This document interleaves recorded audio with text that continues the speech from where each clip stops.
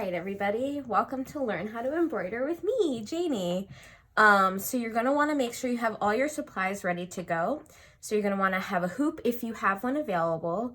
If you don't, you can use a piece of denim, canvas, or felt. It might be a little tricky, but you'll get the hang of it. You want to have a piece of fabric. In this case, I'm using cotton muslin, which is just a really easy to work with fabric. You can see through it a bit so you can trace your drawing onto it. You want to have a pencil. You want to have your snips. I like to use these little tiny bird-shaped snips. They're super great. If you don't, house scissors work just fine. You're going to want to have your needles. So in this case, I like to use a short needle that has a fairly large eye hole in it. And then you're going to want to have your thread options. In this case, I have two different threads I'm going to be working with. I have embroidery floss, and I also have pearl cotton. And there are two different types of threads. Let me get a sample here. So with the embroidery floss, it's actually several different threads loosely wound together. You see how they're splitting at the tip there? The nice thing about this is you can take out as many threads as you want to make it as skinny as you need. And then with the pearl cotton, it's two pieces of thread tightly woven together, and it gives a nice clean line. You don't get any sort of fraying. All right, so let's begin by picking out a design. This I'm just going to do as an example because I have one loaded up and ready to go. So I'm going to quickly trace this hand. Let me get that out of the way. Place this down. You want to keep it as centered as possible on your fabric. That'll make it 100 times easier to place it in your hoop. So kind of keep the fabric a little bit taut while you're doing this. And your tracing doesn't have to be perfect. And you can add whatever details you want, or if you have an original drawing, you just want to make sure that you have clean, easy to see lines. All right.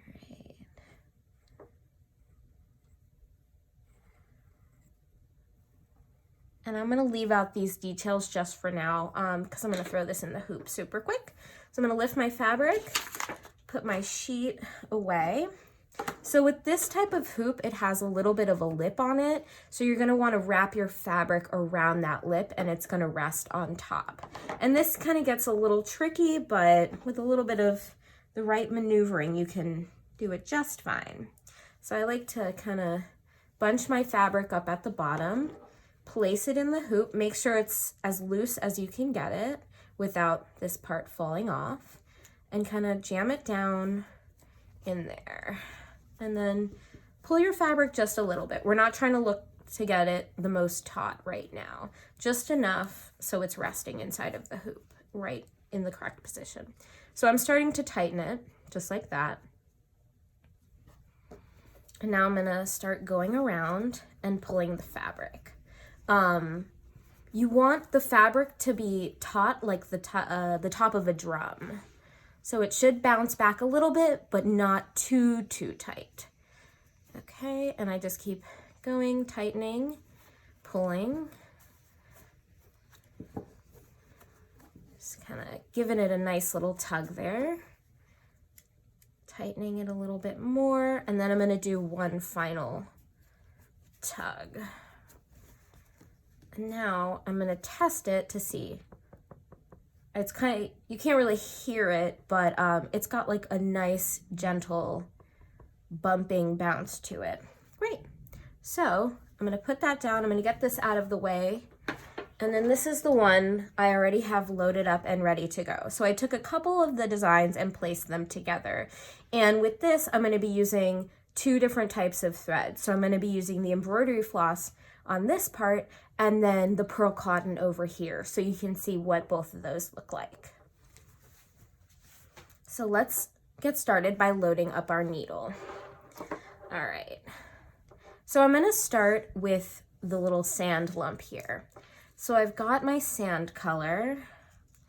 Let's see.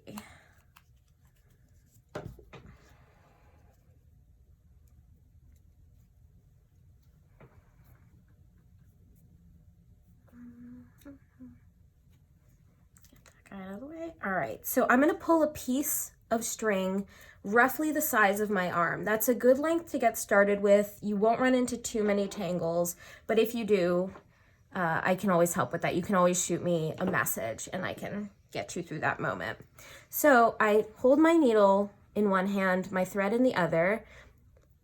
I kind of wet the tip just a little bit, and I like to give it a nice little twist.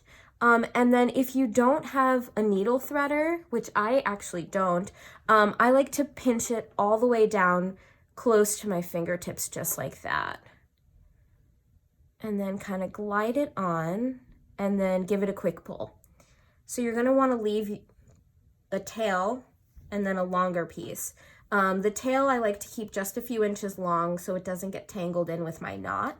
So now I'm gonna knot the end, and I'm gonna knot this 2 or 3 times. I like to do 3 just because I'm paranoid, but do as many as you want. Just like that.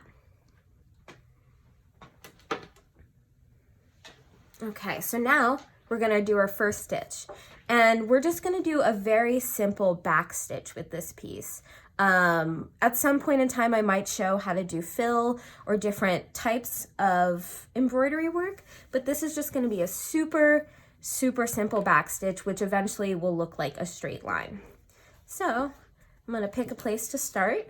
In this case, I'm gonna start right there, right at that point where it meets the water, pull through, and then I'm gonna go about 1/4 of an inch ahead of my needle. The shorter you keep your stitches, the more detail work you can get with curves. The longer you get, you kind of lose that natural organic curve, but longer stitches are fine for straight lines.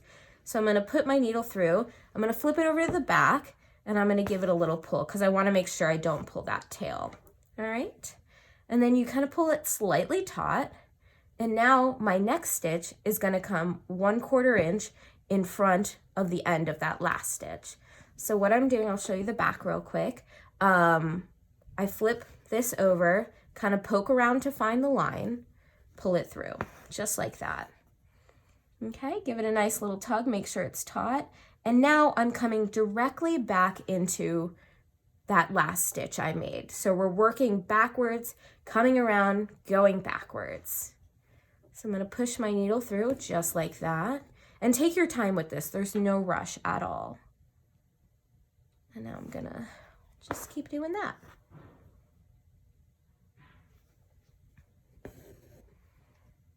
Just like so.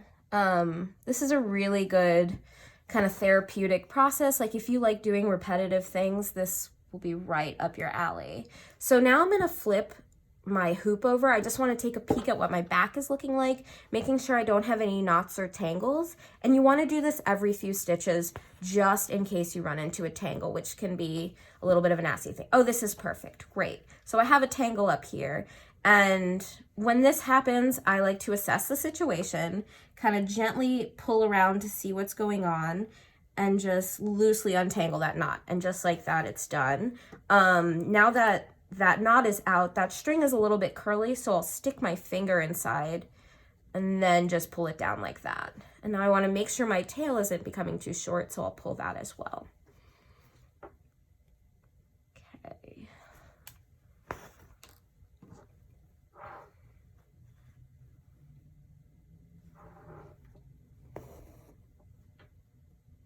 All right, so now that I've reached kind of that lower part of the palm tree, I'm gonna do one last stitch just like so. And then I'm actually just gonna bring my thread around, take a peek at the back, and I'm just gonna bring it right over here, just like so. And then I'm gonna keep working my way down to the bottom. Make sure you have good lighting so you're not straining your eyes too much.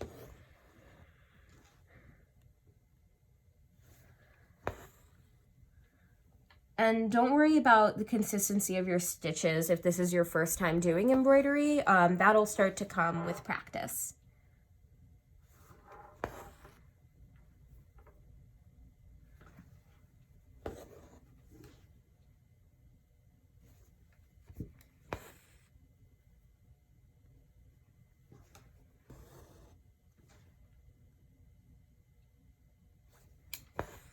Okay. And once I get to the end here, I'm going to show you how to tie off your thread. It's okay if you have excess thread. The more thread that you're left with, the better. Sometimes if your thread gets too short, it's hard to knot it.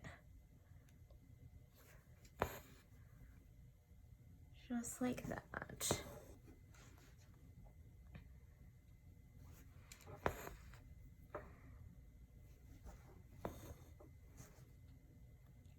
Okay, so this is my last stitch with this color. So I'm gonna do that, pop it through, and now, before I pull that needle all the way through, I'm gonna flip it over to look at the back, okay? So now, in order to knot this off, the way I typically do it is I'll come back underneath the previous stitch without going through the fabric, so I'm just going underneath the stitch.